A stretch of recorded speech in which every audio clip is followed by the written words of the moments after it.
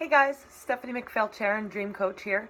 Just wanted to talk to you about relationships. That seems to be a really big topic of discussion and issues that people seem to have whenever they call and talk to a dream coach. I can tell you from my personal experience, I was not so good at relationships. I had two pretty bad codependent relationships that I came to figure out later on.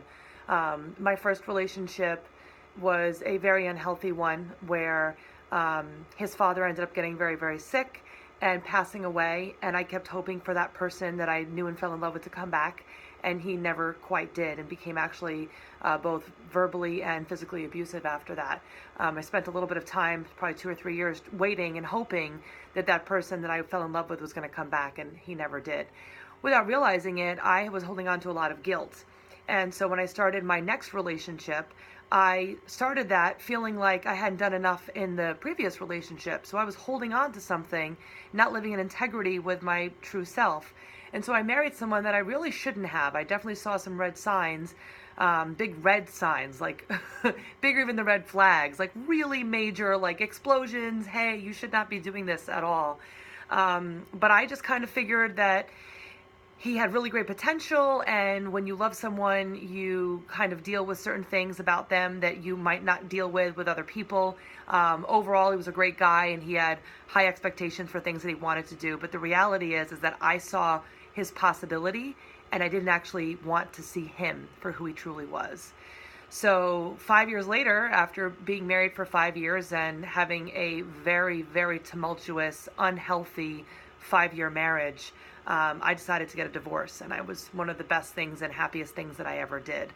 So my knowledge now that I am in a healthy relationship, it's been a few years since I've been divorced. I did a lot of work on myself, really got to know myself and realized that I was able to have a healthy relationship. And why was I able to do that?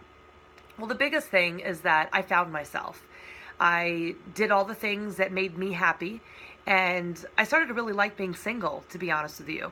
A lot of people, for some reason, feel like they have to be in a relationship, like if they're at a certain age, that they are not worthy of finding new love, or that there's something wrong with them, to want to get out of a relationship, that there's not just the not good enough, the not worthy, the too old, this is not the right time for the kids, I have to stay in this relationship. But the reality is that if you only live once, and this is the only time you get to do this whole fun life thing, could you look back in 50 years and say, was this it?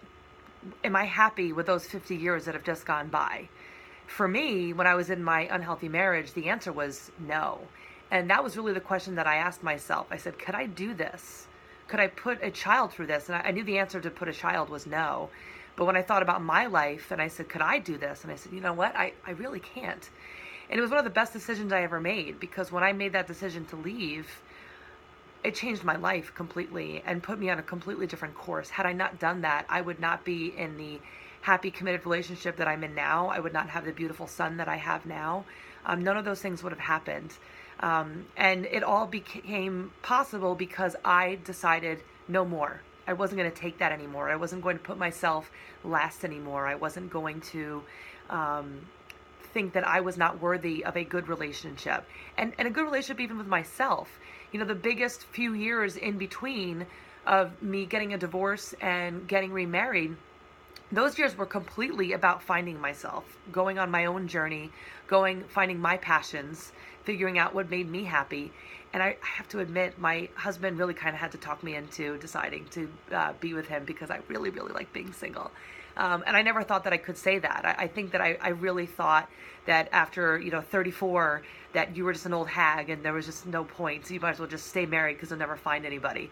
Well, I got married at 37, had a child at 38, and now here I am 39, and I'm very, very happy and doing the things that I love to do. So I'm living proof that you do not have to stay in a relationship that you are unhappy with.